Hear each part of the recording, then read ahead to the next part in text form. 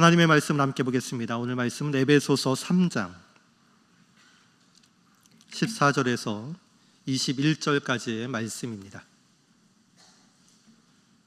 신약성경 에베소서 3장 14절에서 21절까지의 말씀,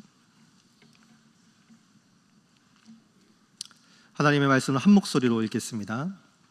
이러므로 내가 하늘과 땅에 있는 각 족속에게 이름을 주신 아버지 앞에 무릎을 꿇고 비노니 그의 영광의 풍성함을 따라 그의 성령으로 말미암아 너희 속사람을 능력으로 강건하게 하시오며 믿음으로 말미암아 그리스도께서 너희 마음에 계시게 하시옵고 너희가 사랑 가운데서 뿌리가 박히고 터가 굳어져서 능히 모든 성도와 함께 지식에 넘치는 그리스도의 사랑을 알고 그 너비와 길이와 높이와 깊이가 어떠함을 깨달아 하나님의 모든 충만하신 것으로 너희에게 충만하게 하시기를 구하노라.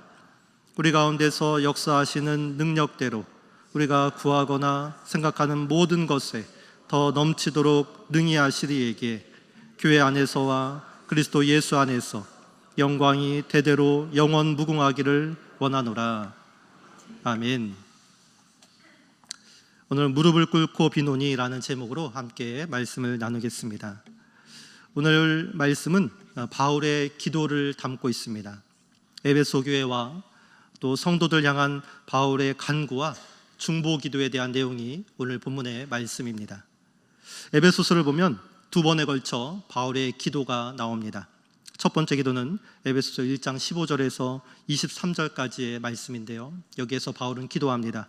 에베소 교회와 성도들의 영적인 성장을 위해서 간절히 기도합니다. 그리고 구원의 신비를 알고 더 깊이 깨닫기를 기도하고 있습니다. 그리고 두 번째 기도는 오늘 본문의 말씀입니다. 바울의 기도는 이렇게 시작됩니다. 오늘 본문 14절과 15절 말씀인데 함께 읽어보겠습니다. 이러므로 내가 하늘과 땅에 있는 각 족속에게 이름을 주신 아버지 앞에 무릎을 꿇고 비노니. 바울이 누구에게 기도하고 있습니까? 아버지께 기도하고 있습니다. 그 아버지는 어떠한 분이십니까? 하늘과 땅에 있는 각 족속에게 이름을 부여하신 분이십니다. 그 아버지께 어떠한 자세로 기도하고 있습니까? 무릎을 꿇고 기도하고 있습니다. 이것이 오늘 바울이 에베소 교회를 향해서 기도하는 그 기도의 모습입니다. 하나님 아버지께, 그 아버지는 모든 족속에게 이름을 부여하신 분이시고 그 하나님 아버지께 무릎을 꿇고 기도하고 있는 것입니다. 당시의 유대인들은 하나님을 아버지라 부르지 않았습니다. 하나님은 인간과 다른 초월적인 존재라 생각했기 때문에 높고 위대하신 하나님의 존재를 인간적인 관계로 치환하여 부르는 것은 불경한 일이라 생각했기 때문입니다. 하나님이 이렇게 높고 거룩한 분이기에 유대인들은 하나님의 이름조차 부르지 않았습니다. 애둘러 부르다가 아도나이, 주님 이렇게 부르다가 그 본래 이름조차 잃어버린 사람들이 유대인들 아닙니까? 그런데 오늘 바울은 하나님을 아버지라 이렇게 부르고 있습니다.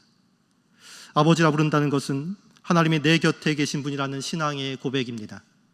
저 멀리 떨어져서 나와 상관이 없는 분이 아니라 먼 발치에서 고귀하게 앉아 팔짱 끼고 구경만 하는 분이 아니라 내가 믿는 하나님이, 내가 기도하는 하나님이 나와 함께 하시고 내 상황을 아시는 분, 나를 돌보시는 하나님이라는 그 믿음의 고백으로 오늘 바울은 하나님을 아버지라 부르고 있는 것입니다. 여러분, 하나님은 우리의 아버지이심을 믿습니다. 우리와 함께 하시고 또 우리 곁에 계셔서 우리의 삶을 책임지시는 분이 우리 하나님이심을 믿습니다. 그 하나님은 어떤 분이신가? 바울은 하늘과 땅에 있는 각 족속에게 이름을 지어주신 분이다 이렇게 말하고 있습니다. 여러분, 자녀의 이름은 대체로 누가 지어줍니까? 아버지가 지어주거나 또 할아버지가 지어주거나 또는 예전에 목사님도 많이 지어줬던 것 같습니다. 집안의 가장이나 권위 있는 사람이 이름을 부여하는 것입니다. 제가 지난 교회에서 사역할 때 젊은 부부가 출산을 앞두고 있었습니다. 출산을 앞두고 이름을 어떻게 지을까 고민하고 있어서 그러면 내가 지어주겠다 이렇게 이야기했습니다. 제가 또 이름 짓는 일에는 일가견이 있지 않습니까? 세모, 네모, 그라미 이렇게 지어서 욕을 많이 먹었는데요. 제가 그렇게 이야기했더니 그 부부가 기겁을 하면서 손사래를 쳤습니다. 자기들이 알아서 짓겠다고 신경 쓰지 마시라고. 이름이 필요하신 분은 요청하시기 바랍니다. 그런데 하나님은 하늘과 땅에 있는 모든 족속에게 이름을 부여하신 분이다. 하나님이 권위 있는 분이라는 말입니다. 하나님이 만물의 창조자이고 통치자라는 그러한 고백입니다. 여기에서 족속이라는 말이 중요합니다. 족속이라는 말은 아버지라는 말에서 태어난 말입니다. 아버지라는 말, 파테라라는 말을 기원으로 합니다. 아버지로부터 족속이 나온 것입니다. 이것은 인류를 구성하는 모든 민족들이, 모든 족속들이 하나님 아버지로부터 시작되었다는 말이기도 합니다. 하나님이 모든 인류의 가장이라는 말입니다. 하나님이 모든 족속의 근원임을 천명하는 것입니다. 그 가장인 하나님께서 모든 족속에게 이름을 부여해 주시는 그러한 내용을 담고 있습니다. 여러분, 우리 하나님은 권위 있는 분이심을 믿습니다. 우리 하나님은 세상에 존재하는 모든 것에 이름을 부여하시며 존재의 의미를 부여하신 분이심을 믿습니다. 하나님은 천지의 창조주이시고 통치자이심을 믿습니다. 하나님은 모두에게 이름을 부여하시고 그들의 삶을 책임지시는 모든 인류의 가장이라는 말입니다. 그 하나님께, 우리의 아버지이시고 우리의 가장이신 하나님께 우리는 어떻게 기도해야 하는가, 어떠한 자세로 기도해야 하는가. 15절 마지막 부분에 보니까 무릎을 꿇고 비노니 이렇게 기도하고 있습니다. 바울은 아버지 되신 하나님께, 모든 만물에게 이름을 부여하신 그 하나님께 무릎을 꿇고 기도하고 있습니다. 무릎 기도는 우리에겐 일상입니다.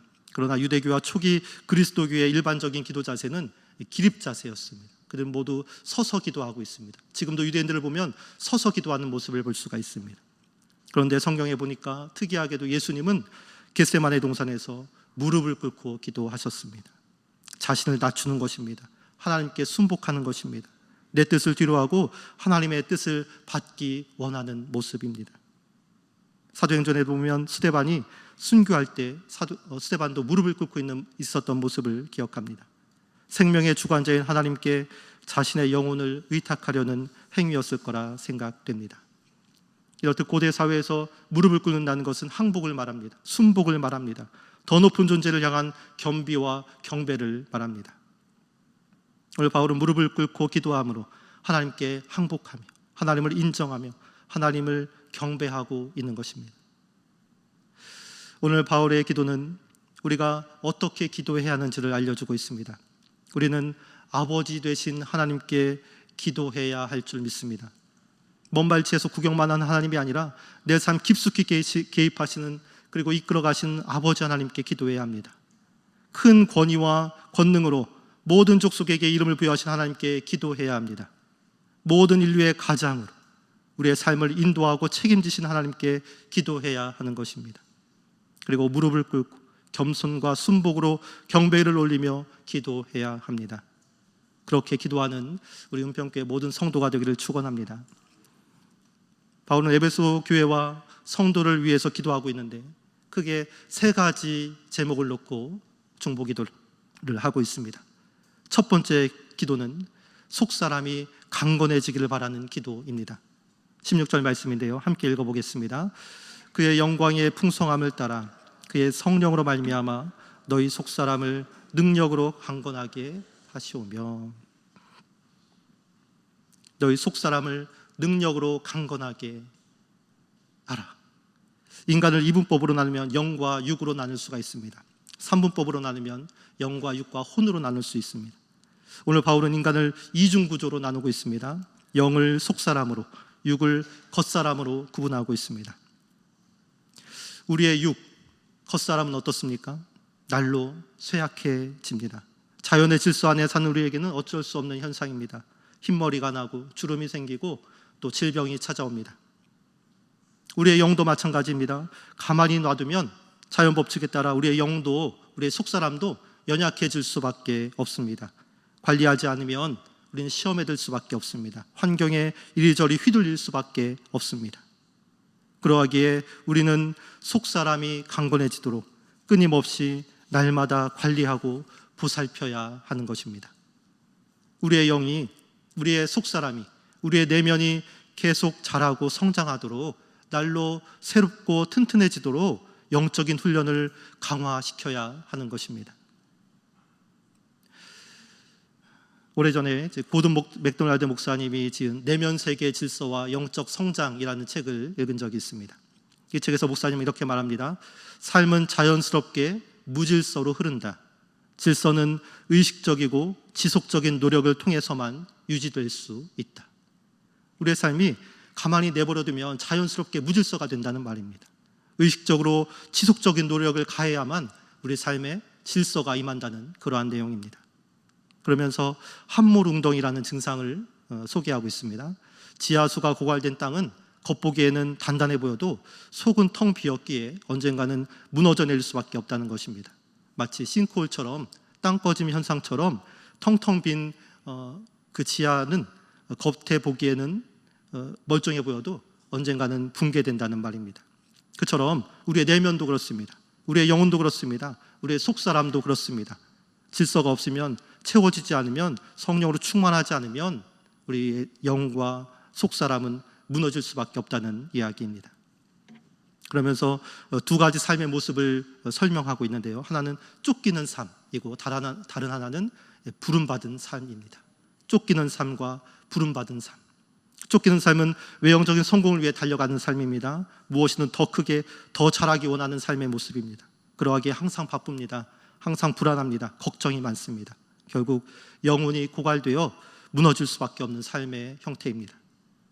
그러나 부름받은 삶은 자신이 누구인지를 압니다. 무엇을 해야 하는지 목적을 분명히 합니다. 추구하는 가치를 위해 헌신하는 삶입니다. 그러하기에 기다릴 줄 압니다. 넉넉한 마음을 갖습니다. 온유와 평안으로 충만합니다. 이러한 삶은 결국 고난과 역경을 이겨내고 목적을 성취하게 됩니다. 이렇게 부름받은 삶을 위해 우리가 시간을 관리하고 지성을 훈련시키고 영적인 힘을 기르고 회복을 위한 힘을 가져야 함을 말하고 있습니다. 여러분의 속사람은 어떻습니까? 여러분의 내면은 어떻습니까? 여러분의 영혼은 어떠합니까? 혹시 쫓기는 삶으로 탈진한 상태는 아닙니까? 고갈된 상태, 붕괴 직전의 상태는 아닙니까? 그렇다면 오늘 이 말씀을 받으시기 바랍니다. 성령으로 말미암아 너희 속사람을 능력으로 강건하게 하시오며, 아멘. 성령으로 말미암아 너희 속사람을 능력으로 강건하게 하시오며. 이 바울의 기도가 저와 여러분들에게 임하기를 소망합니다. 성령님과 함께할 때 우리의 속사람은 강건해집니다. 성령님과 교통할 때 우리의 영은 날마다 새로워집니다. 성령의 역사 안에 거할 때 우리의 내면은 질서를 찾습니다. 성령님과 동행함으로, 성령님의 통치와 다스림 안에 거함으로 우리의 속사람이 날마다 새롭게 되고 강건케 되는 우리 은평교회 모든 성도가 되기를 축원합니다. 에베소 교회를 향한 바울의 두 번째 간구는 그리스도를 마음에 모시라는 기도입니다. 17절 말씀인데요. 17절 말씀을 함께 읽어보겠습니다. 믿음으로 말미암아 그리스도께서 너희 마음에 계시게 하시옵고 너희가 사랑 가운데서 뿌리가 박히고 터가 굳어져서. 그리스도를 너희 마음에 계시게 하라. 계시게 하라. 이 계시게라는 말은 머무름이라는 뜻으로 집과 관련이 있는 용어입니다. 집 안에 함께 살아라. 함께 거주한다는 뜻입니다.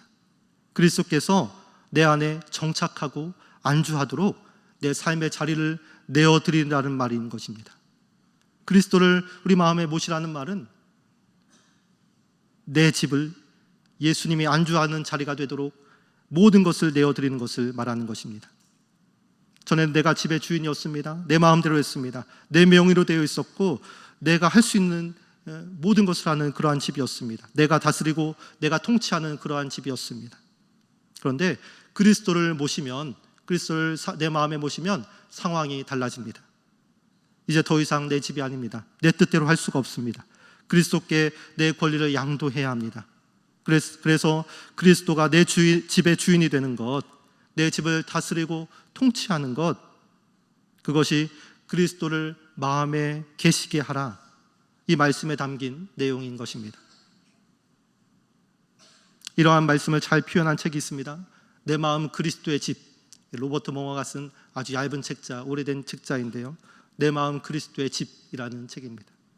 예수님이 집 서재에 오셨습니다. 서재는 생각과 가치관이 자리 잡은 방입니다. 예수님은 하나님의 말씀으로 집주인의 생각과 가치관을 변화시키십니다. 예수님이 집 식당에 오셨습니다.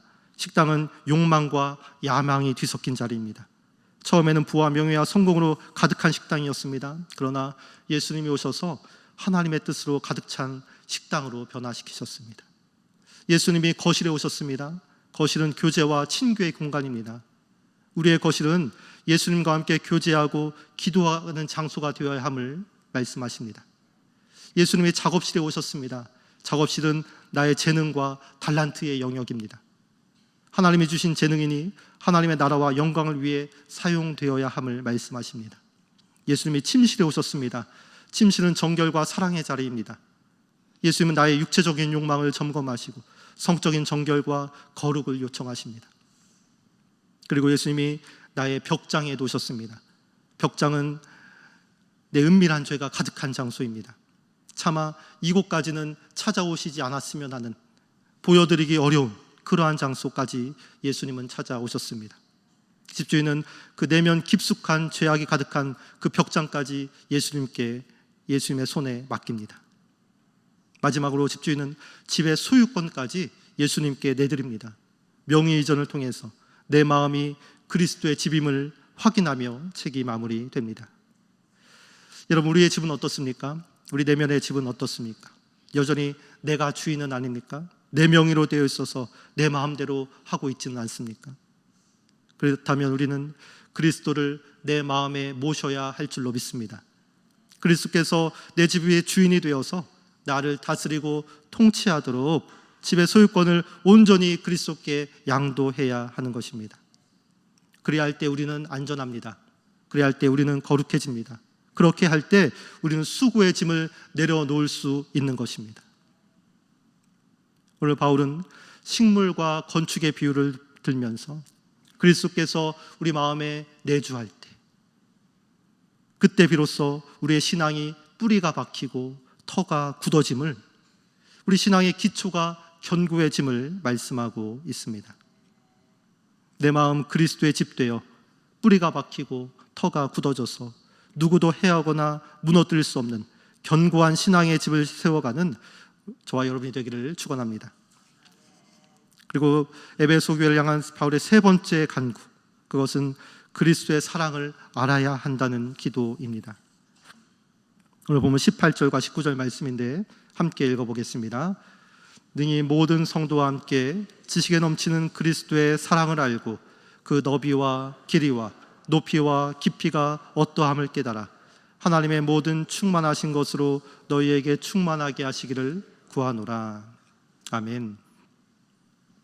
그리스도의 사랑을 알아야 한다. 그 사랑의 너비와 길이와 높이와 깊이를 알아야 한다. 그 사랑이 너희 안에 충만해야 한다. 여기서 충만이라는 말은 가득 차 있는 것을 말합니다. 가득 차려면 공간이 필요합니다. 공간이 만들어지려면 너비와 길이와 높이와 깊이가 있어야 합니다. 너비, 길이, 높이, 깊이, 이것은 당시 사용하던 건축 용어였습니다. 구약에서는 성물과 성막의 크기를 표기할 때 사용하던 단위이기도 합니다. 이로 보아 그리스도의 사랑이 가득 차 있어야 하는 공간은 교회라 말할 수 있습니다. 성도의 모임인 교회 안에 그리스도의 사랑이 충만해야 함을 말씀하고 있는 것입니다. 여러분, 우리 교회도 그리스도의 사랑이 충만해야 할 줄로 믿습니다. 그 사랑이 충만히 담길 공간은 저와 여러분이 만드는 것입니다. 어떤 사람은 너비가 됩니다. 어떤 사람은 길이가 됩니다. 어떤 사람은 높이가 됩니다. 어떤 사람은 깊이가 됩니다. 그 여러 사람들이 함께 모이고 연합하여 그리스도의 사랑이 담길, 충만하게 담길 그 공간, 그 교회를 이루어 가야 하는 것입니다. 머리 대신 그리스도를 중심으로 몸을 이루는 각 지체들이 유기적으로 연합할 때 교회가 이루어지듯이 우리가 서로 연합하고 마음을 모으고 서로가 서로를 지탱해 줄 때 비로소 그리스도의 사랑이 담길 그 공간이 마련되는 것입니다. 여러분, 우리 한 사람 한 사람은 그리스도의 사랑을 충만히 담아낼 교회임을 명심하시기 바랍니다. 어떤 사람은 너비가 되고, 어떤 사람은 길이가 되고, 어떤 사람은 높이가 되고, 어떤 사람은 깊이가 되어서 그 사랑이 충만하게 담길 공간을 이루어가는 그러한 공동체가 교회인 것입니다. 그 일을 위해 힘을 모으고 손을 모으고 연합하고 일치를 이루어가는 은평교회 모든 성도가 되기를 축원합니다. 말씀을 정리하겠습니다. 오늘 바울은 에베소 교회와 신실한 그리스도인들을 위해서 기도하고 있습니다. 중보하고 있습니다. 모든 족속에게 이름을 부여하신 아버지 하나님께 무릎을 꿇고 기도하고 있습니다. 속사람이 강건해지기를 기도합니다. 그리스도가 마음에 내주하기를 위해 기도합니다. 서로가 교회가 되어 넓이와 길이와 높이와 깊이가 되어 그리스도의 사랑을 충만히 담아낼 그 교회를 이루어가라 기도하고 있습니다. 이 아름다운 중보 기도 끝에 하나님을 찬양하는 송영으로 기도를 마치고 있습니다. 오늘 본문 20절과 21절 말씀인데 함께 읽어보겠습니다. 우리 가운데서 역사하시는 능력대로 우리가 구하거나 생각하는 모든 것에 더 넘치도록 능히 하시리에게 교회 안에서와 그리스도 예수 안에서 영광이 대대로 영원 무궁하기를 원하노라. 아멘. 우리가 많이 부르는 찬양, 나의 기도하는 것보다 라는 찬양, 그 찬양이 이 말씀을 통해서 나왔습니다. 나의 기도하는 것보다 더욱 응답하실 하나님, 나의 생각하는 것보다 더욱 이루시는 하나님, 우리 가운데 역사하시는 능력대로 우리들의 간구함을 넘치도록 능히 하실 주님께 모든 영광과 존귀와 찬양과 경배를 돌릴지어다. 그렇습니다. 우리 하나님은 우리의 간구보다 더 이루시는 분이심을 믿습니다. 우리의 생각과 계획보다 더 넘치도록 이루시는 분이 우리가 믿는 하나님이심을 믿습니다. 그 하나님의 권세와 능력을 믿고 오늘도 기도를 쉬지 않는 우리 모두가 되기를 간절히 소망합니다. 함께 기도하겠습니다. 우리 말씀을 놓고 함께 기도하겠습니다. 오늘 말씀처럼 우리의 속사람이 강건해지고 또 우리의 마음에 그리스도를 모시며 또 우리 서로가 교회가 되어서 그리스도의 사랑을 충만히 담아내는 그러한 공동체가 되게 달라고 기도해 주시고 또 담임 목사님 위해서 계속 중보해 주시고 또 각자 개인 기도 제목을 놓고 우리 주여 한 번 부르고 함께 합심해서 기도합니다.